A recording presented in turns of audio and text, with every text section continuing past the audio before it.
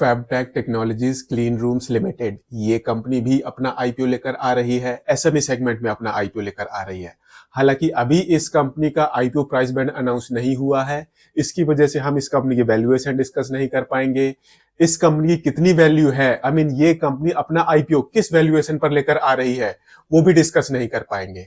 But इस video में हम जानते हैं इस कंपनी के बारे में, साथ ही साथ देखेंगे इस कंपनी के फाइनेंशियल्स एंड जानने की कोशिश करेंगे दैट क्या आपको इस कंपनी के आईपीओ को सब्सक्राइब करना भी चाहिए या नहीं। अगर कोई कंपनी अच्छी है तो आप उसको किसी भी प्राइस पॉइंट पर बाय कर लो, वो धीरे धीरे आपको पॉजिटिव रिटर्न्स देती ही रहेगी। But on the other hand, अगर कोई कंपनी डाउटफुल है या फिर वो अच्छी नहीं है, तो फिर आप उस कंपनी को किसी भी सस्ती वैल्यू पर बाय कर लो, वो आपके पैसे बर्बाद ही करेगी। ये नॉर्मली हमने देखा है। अभी जानते हैं इस कंपनी के बारे में एंड इसके आने वाले आईपीओ के बारे में। कहीं मत जाइए, चैनल को सब्सक्राइब कर लीजिए। सबसे पहले जानते हैं इस कंपनी के बारे में। फैबटेक टेक्नोलॉजीज क्लीन रूम्स लिमिटेड ये कंपनी एक गुजरात बेस्ड कंपनी है। 2015 से इस बिजनेस में है एंड जो इस कंपनी का काम है, बेसिकली ये कंपनी क्लीन रूम्स की डिजाइनिंग, डेवलपमेंट एंड उससे रिलेटेड जो प्रोडक्ट्स होते हैं उसमें डील करती है। एंड जिनको ये नहीं पता दैट जो क्लीन रूम्स होते हैं वो क्या होते हैं, तो उनको मैं बता दूं दैट जहां पर भी रिसर्च एंड डेवलपमेंट से रिलेटेड वर्क होता है, जहां पर नई नई टेक्नोलॉजीज के ऊपर रिसर्च करी जाती है, वहां पर नॉर्मली एक ऐसी फैसिलिटी होती है जहां पर एंट्री एंड एग्जिट वो हाईली कॉन्फिडेंशियल होती है, हाईली रिस्ट्रिक्टेड होती है। वहां पर अगर एक छोटा सा पार्टिकल भी इंटर कर जाता है तो वो एक डिजायर आउटकम को इंपैक्ट कर सकता है। यही रीजन होता है दैट जो ये फैसिलिटी होती है, काफी ज्यादा कंट्रोल एनवायरनमेंट में ये फैसिलिटी होती है। एंड ऐसा हमने नॉर्मली मूवीज में भी देखा होगा, जहां पर सपोज कोई वैक्सीन से रिलेटेड कोई रिसर्च चल रहा होता है, किसी और चीज पर रिसर्च चल रहा होता है, तो वहां पर नॉर्मली जो लोग होते हैं अपने आप को कवर करके जाते हैं एंड अपने आप को डिकंटामिनेट करके भी जाते हैं। तो जो ये इस तरह की फैसिलिटी होती है, ये कंपनी उसी तरह की फैसिलिटीज में डील करती है। उनकी डिजाइन एंड डेवलपमेंट का काम भी करती है एंड उनमें जो प्रोडक्ट्स यूज होते हैं उनमें भी डील करती है। एंड जो ये इस कंपनी के प्रोडक्ट्स है, ज्यादातर केसेस में वो एंट्री एग्जिट डोर्स होते हैं या फिर मॉड्यूलर पैनल्स होते हैं। ये इस कंपनी का बिजनेस है। एंड जो ये कंपनी है, अगर आप इस कंपनी के क्लाइंट्स को देखोगे तो आप इजीली इस कंपनी के साइज को गलत एस्टिमेट करोगे। अगर आप इस कंपनी की क्लाइंट लिस्ट देखोगे तो वहां पर आपको बहुत बड़े बड़े काफी फेमस ब्रांड नेम्स नजर आ जाएंगे। बट जैसे ही आप इस कंपनी के फाइनेंशियल्स देखोगे तो फिर आपको इस कंपनी की एक्चुअल साइज का पता चलेगा। फाइनेंशियल्स हम इस कंपनी के थोड़े से बाद में देखते हैं। अभी देखते हैं दैट ये कंपनी किन किन इंडस्ट्रीज को सर्व करती है। बेसिकली जो ये इस कंपनी के क्लाइंट्स होते हैं वो डिफरेंट डिफरेंट इंडस्ट्रीज से आते हैं, जैसे कि फार्मास्यूटिकल इंडस्ट्री हो गई, ऐसे ही ये food processing, hospitals, semiconductor industry, aeronautics industry, electronic industry, laboratories and solar panel manufacturing industries. ये कुछ एक इंडस्ट्रीज हैं जहां से इस कंपनी के क्लाइंट्स आते हैं। जो ये इस कंपनी का बिजनेस है, जिस तरह का काम ये कंपनी करती है, इस तरह की बहुत ही कम कंपनियां मार्केट में अवेलेबल होती हैं। एंड कोई कंपनी बहुत बड़ा साइज अचीव करे, इसकी प्रोबेबिलिटी बहुत कम होती है। एंड जो ये कंपनियां होती हैं, ये इंडिया में तो ऑपरेट करती ही हैं, इंडिया के अलावा ग्लोबल लेवल पर कंपीट करती हैं।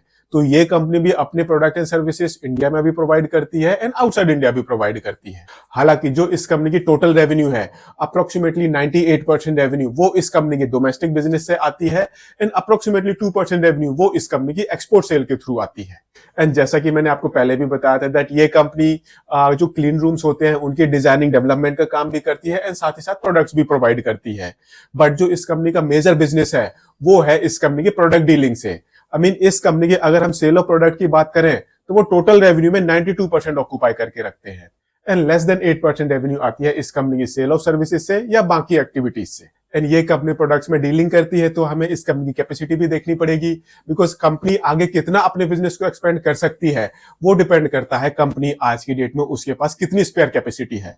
तो इस कंपनी की जो स्पेयर कैपेसिटी है वो अप्रोक्सीमेटली 50% के आसपास है। दैट मीन्स ये कंपनी अपना बिजनेस इजिली डबल कर सकती है without any heavy capital expansion. And ये भी जान लेते हैं दैट ये कंपनी आईपीओ क्यों लेकर आ रही है। बेसिकली इस आईपीओ के थ्रू जो भी पैसे इस कंपनी के पास आएंगे, उन पैसों को ये कंपनी यूज करने वाली है लॉन्ग टर्म वर्किंग कैपिटल की मैनेजमेंट के लिए। एक ये कंपनी भी बाई करेगी एंड कुछ पैसे ऑब्वियसली जनरल कॉर्पोरेट पर्पसेस में भी यूज होते हैं। तो बेसिकली जो इस कंपनी का आईपीओ है, इसका इस कंपनी की फाइनेंशियल एंड ऑपरेटिंग परफॉर्मेंस के ऊपर काफी पॉजिटिव इंपैक्ट पड़ने वाला है। तो अब एक काम करते हैं, अब हम इस कंपनी के फाइनेंशियल्स देखते हैं एंड उसके लिए देखते हैं हम इस कंपनी का ये चार्ट। अगर हम इस कंपनी का एसेट बेस देखें तो 2022-23 ये ऑलमोस्ट सिमिलर है। मार्च 2024 में थोड़ा सा हमें जंप देखने को मिला है एंड ये 89 करोड़ रुपीस को क्रॉस कर गया है एंड इस साल टिल सितंबर 2024 ये 94 करोड़ रुपीस को क्रॉस कर गया है। अगर हम रेवेन्यू की बात करें, थोड़ी सी कंसर्निंग पिक्चर दिखा रही है बिकॉज रेवेन्यू कम हुई है। मार्च 2022 में ये 114 करोड़ रुपीस की थी, फिर अगले साल ये 125 करोड़ रुपीस की हो गई है। मार्च 2024 में काफी बड़ा रिडक्शन देखने को मिला है एंड ये 98 करोड़ रुपीस से नीचे आ गई है। बट इस साल सितंबर 2024 में इस कंपनी ने 62 करोड़ रुपए की रेवेन्यू क्लॉक कर ली है। तब भी हम मान के चलेंगे दैट जो इस कंपनी का फाइनेंशियल ईयर 24-25 होगा ये 2022 एंड 23 के लेवल के आसपास ही रहेगा। दैट मीन्स यहां पर हमें इस कंपनी की रेवेन्यू में ग्रोथ मिसिंग लग रही है। ऐसे ही ये एक प्रॉफिटेबल कंपनी है। मार्च 2022 में इस कंपनी का प्रॉफिट था 3.6 करोड़ रुपीस का, अगले साल ये ऑलमोस्ट 8 करोड़ रुपीस का हो गया है। फिर मार्च 2024 में ये 6 करोड़ से नीचे आ गया है एंड इस साल के सितंबर 2024 तक 6 महीने में इस कंपनी ने मोर देन 5 करोड़ रुपीस का प्रॉफिट ऑलरेडी अर्न कर लिया है। दैट मीन्स इस कंपनी जो पिछले साल में प्रॉफिट कमाया था ऑलमोस्ट उतना प्रॉफिट इस कंपनी ने 6 महीने में ही कमा लिया है। कंपनी अपने ऑपरेशन से पॉजिटिव कैश जनरेट कर रही है। मार्च 2022 में ये 2.73 करोड़ रुपीस का था, अगले साल बढ़ा है, रेवेन्यू भी बढ़ी है तो ऑपरेटिंग कैश रियलाइजेशन भी बढ़ा है एंड ये ऑलमोस्ट 8 करोड़ रुपए का हो गया है।